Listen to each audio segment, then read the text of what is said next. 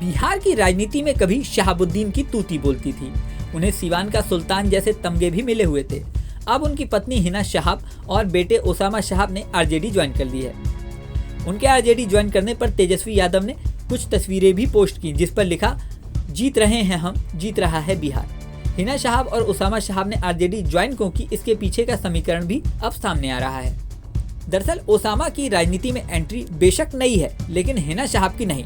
हिना एक ऐसी महिला है जो सिवान में ग्रेजुएशन करते समय कॉलेज में बुर्का पहनकर जाती थी। कॉलेज में बुर्का पहनकर जाने वाली वो अकेली महिला थी। ऐसे में लोगों को लग सकता है कि शायद वो पुराने ख्यालात वाली महिला होंगी और खुलकर अकेले आगे नहीं आ सकती होंगी, लेकिन ऐसा नहीं है। जब आपराधिक मामले में शहाबुद्दीन कोर्ट केस में फंसे और कोर्ट ने उनके चुनाव लड़ने पर रोक लगा दी, तो आरजेडी के टिकट पर हिना ने ही 2009 और 2014 में सिवान से चुनाव लड़ा। हालांकि दोनों ही बार उन्हें हार का सामना करना पड़ा। साल 2021 में शहाबुद्दीन की मौत के बाद आरजेडी से उनकी दूरियां बढ़ने लगी।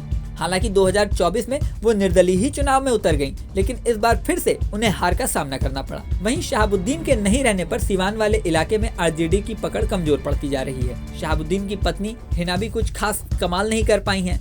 ऐसे में दोनों पक्षों को लगा दोनों का साथ साथ आना फायदे का सौदा हो सकता है। 2025 में बिहार में विधानसभा चुनाव है। ऐसे में लालू यादव और तेजस्वी यादव कोई भी कमी नहीं छोड़ना चाहते हैं। उधर शहाबुद्दीन की पत्नी हिना को अपने बेटे की भी चिंता है। ओसामा की राजनीति में एंट्री करवाने के लिए लालू यादव से बेहतर विकल्प उनके पास नहीं था। ऐसे में दोनों पक्षों को साथ में आना फायदे का सौदा लगा। जहां आपको ये भी बता दें कि लालू यादव सिवान के साथ साथ अन्य क्षेत्रों में मुस्लिम वोटरों को साधने का मौका भी ढूंढ रहे थे। दरअसल आरजेडी का कोर वोट बैंक मुस्लिम और यादव वोट बैंक ही रहा है। हाल ही में मुस्लिम वोट बैंक उन्हें छिटकता हुआ दिखाई दिया है। ऐसे में ओसामा का चेहरा मुस्लिम वोटरों को एकजुट कर सकता है। ये सारे समीकरण देखते हुए शनिवार को ओसामा शहाब और हिना शहाब ने लालू यादव और तेजस्वी यादव की मौजूदगी में आरजेडी ज्वाइन कर ली। यहाँ आपको ये भी बता दें कि शहाबुद्दीन लंबे समय आरजेडी में रहे थे और आरजेडी के प्रमुख नेताओं में से एक थे। साल 2021 में कोरोना काल में उनकी जेल में ही बीमारी से मौत हो गई थी। शहाबुद्दीन का बेटा ओसामा शहाब भी काफी समय जेल में रह चुका है। इसी साल जनवरी में हाईकोर्ट ने उसे जमानत दी और सिवान मंडल जेल से वह जमानत पर छूटकर बाहर आ गया। ओसामा पर सबसे पहला केस हुसैनगंज थाना क्षेत्र के छपिया बुजुर्ग में दर्ज हुआ था। उसके ऊपर 42 कट्ठा जमीन के विवाद में मामला दर्ज कराया गया था। उसके बाद मोतिहारी में उसके बहनोई ने भी आपसी जमीन के विवाद में ओसामा के खिलाफ एफआईआर दर्ज कराई थी।